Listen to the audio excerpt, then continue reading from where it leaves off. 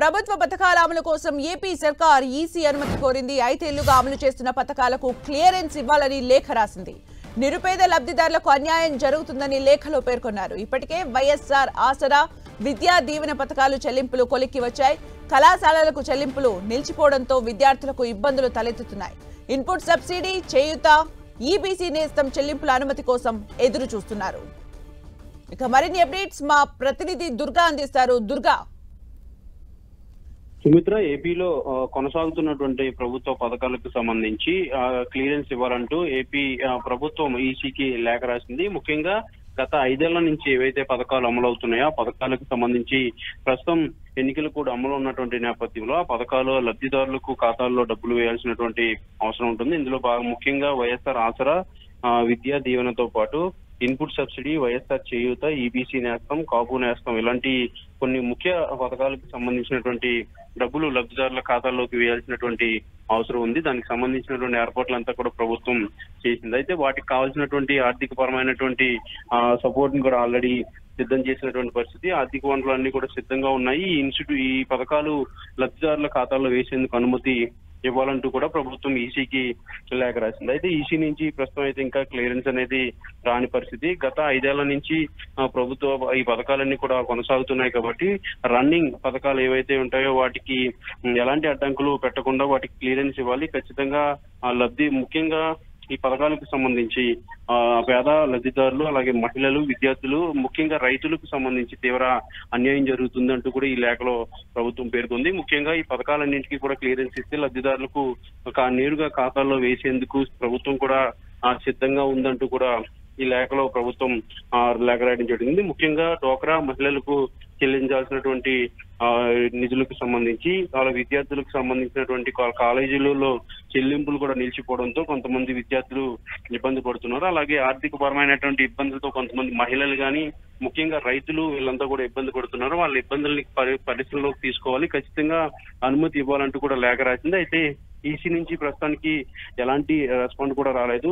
అయితే ఇప్పుడున్నటువంటి పరిస్థితులు ముఖ్యంగా పేద మధ్యతరగతి ప్రజలకు సంబంధించినటువంటి వ్యవహారం కాబట్టి ఆ పరిస్థితులను అర్థం చేసుకుని ఖచ్చితంగా అనుమతి ఇవ్వాలంటూ కూడా ప్రభుత్వం ప్రయత్నాలు కూడా చేస్తుంది. కానీ ఇప్పటివరకు ఈసీ నుంచి ఎలాంటి అనుమతి అయితే రాలేదు. అనుమతి వచ్చిన వెంటనే నేరుగా లబ్ధిదారుల ఖాతాల్లోకి నిధులు వేసేందుకు ప్రభుత్వం ఏర్పాట్లు చేస్తుంది. సుమిత్ర, అంటే దుర్గా, ఇప్పుడున్న సిచ్యువేషన్ లో, ఎలక్షన్ కోడ్ అమలున్న సిచ్యువేషన్ లో, ఎలక్షన్ డేట్ దగ్గరకు వస్తున్న సిచ్యువేషన్ లో ఈసీ క్లియరెన్స్ లేఖని యాక్సెప్ట్ చేసే ఛాన్సెస్ ఎంతవరకు ఉంటాయి?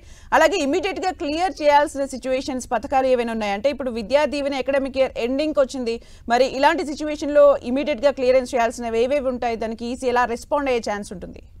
అంటే సాధారణంగా ఎన్నికలు కూడా అమల్లో ఉన్నప్పుడు కొత్త పథకాలను ఏవి తీసుకురాకూడదు, కానీ ఆల్రెడీ రన్నింగ్ లో ఉన్నటువంటి పథకాలను, అలాగే ముఖ్యంగా ప్రజల అవసరాలకు సంబంధించినటువంటి వ్యవహారాలకు సంబంధించి ఈసీ ఎక్కడ కూడా అడ్డు పెట్టే పరిస్థితి ఉండదు. ముఖ్యంగా రన్నింగ్ ఏదైతే కొనసాగుతున్నటువంటి పథకాలు ఉంటాయో వాటికి సంబంధించి ఎలాంటి అడ్డంకులు కూడా ఉండదు. కానీ ఇప్పుడు తాజాగా ప్రభుత్వం ఈ నిధులు జమ చేసేందుకు ప్రయత్నాలు చేస్తున్నప్పటికీ కూడా ఈసీ నుంచి ఎలాంటి అనుమతి ప్రస్తుతం రాలేదు. ఎందుకంటే ఎన్నికల సంఘం ఆధీనంలోనే మొత్తం వ్యవహారం అంతా ఉంటుంది కాబట్టి ముఖ్యంగా ఎలాంటి పథకాలు అమలు చేయాలన్నా కూడా ముఖ్యంగా ఈసీకి లేఖ రాయాల్సి ఉంటుంది. ఈసీ నుంచి అనుమతి వచ్చిన తర్వాత మాత్రమే లబ్ధిదారుల ఖాతాలోకి నిధులు వేయాల్సినటువంటి అవసరం. కానీ ఈసీ నుంచి ఎలాంటి అనుమతి రాకపోవడంతో ప్రభుత్వం ప్రయత్నాలు కూడా చేస్తుంది. లేఖ కూడా ఈసీకి రాశారు, ఉన్నటువంటి పరిస్థితిని కూడా వివరించారు. ఎందుకంటే మహిళలకు సంబంధించి గత 5 ఏళ్ల నుంచి కూడా ఈ పథకాలన్నీ అమలవుతున్నాయి కాబట్టి ఆర్థిక పరమైనటువంటి అంశాలు ఉంటాయి. మహిళలు ఇబ్బందులు పడతారు. ముఖ్యంగా విద్యార్థులకు కాలేజీలకు అకాడమిక్ ఇయర్ పూర్తవుతుంది కాబట్టి కాలేజీలకు చెల్లించాల్సినటువంటి ఫీజులు కూడా చెల్లిస్తేనే వాళ్ళు సర్టిఫికెట్స్ ఇవ్వడం కానీ, లేదంటే పరీక్షలు రాయడం కానీ ఇలాంటి అవసరాలు కూడా ఉంటాయి. కాబట్టి ఖచ్చితంగా ఈ విద్యా దీవెన నిధులు విడుదల చేయాలంటూ కూడా ప్రభుత్వం ఈ లేఖలో పేర్కోవడం జరిగింది. ఇక రైతులకు సంబంధించినటువంటి ఇన్పుట్ సబ్సిడీ, ముఖ్యంగా వచ్చే వర్షాకాలం సీజన్ లో విత్తనాల కొనుగోలుకు వీటన్నిటి నేపథ్యంలో రైతులకు కూడా లబ్ధిదారులకు ఖాతాలో డబ్బులు వేయాలి కాబట్టి వాటికి సంబంధించినటువంటి అనుమతులు ఇవ్వాలని, ఇలా అన్ని పథకాలకు సంబంధించి ముఖ్యంగా ఈబీసీ నేస్తానికి సంబంధించి, కాపు నేస్తానికి సంబంధించి ఇలాంటి నిధులన్నీ కూడా విడుదల చేయాలంటూ కూడా ఇప్పటికే ప్రభుత్వం లేఖ రాసినా కూడా ఈసీ నుంచి ప్రస్తుతానికి ఎలాంటి స్పందన లేదు.